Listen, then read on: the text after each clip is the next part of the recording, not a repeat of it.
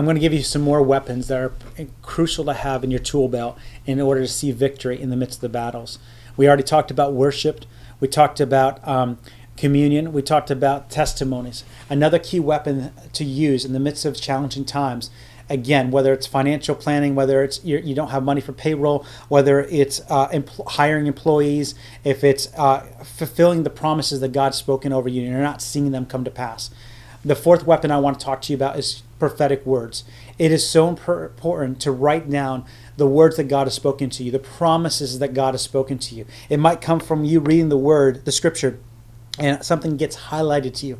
It might come from a friend sitting across the table and speaking an encouragement word and a promise that God's speaking to you. It might come from a minister of a church who's just speaking life over you, declaring the promises of God. But write them down, rehearse them, pray over them, declare them. It is crucial to have those as weapons. Paul talks about that with Timothy, that to pray with the prophecies, to wage war with the prophecies that have been spoken over your life. So prophetic words are crucial in seeing victories come about in your life and in your workplace.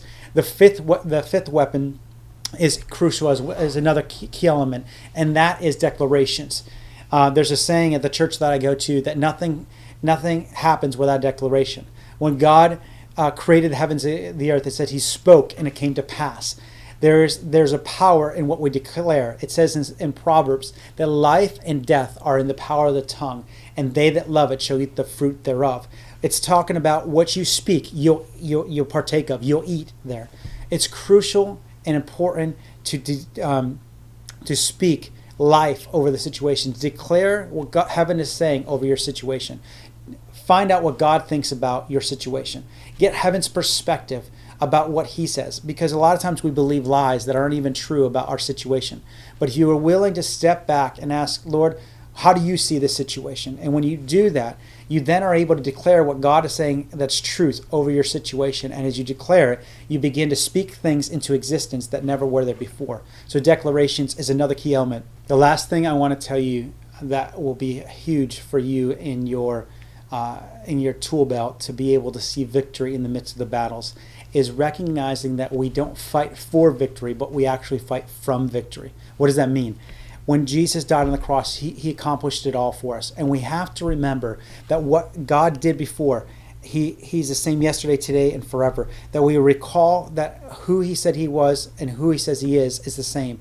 That we know that we are sons of God, that we walk in the freedom and the authority that he's given to us, that we don't sit in this place of trying to beg God for freedom and victory and breakthrough, but that we recognize that he said, I've given all authority over to you, that we get to live out of that place of victory instead of fighting for victory. So I want to tell you this, stop fighting and trying to strive for it. Rest in the place of knowing that he is good, and that it's his desire to heal. It's his desire to bring breakthrough.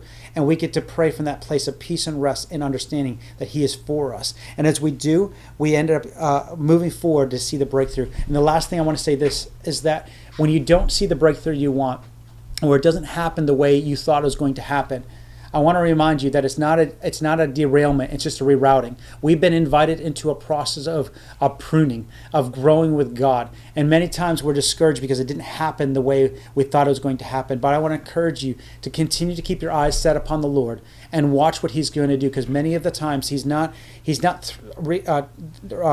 derailing us from where we're going. He's actually just rerouting or pruning us back so we can grow further. So don't get discouraged. Continue to keep hope. Continue to keep your eyes on God and watch what he'll do.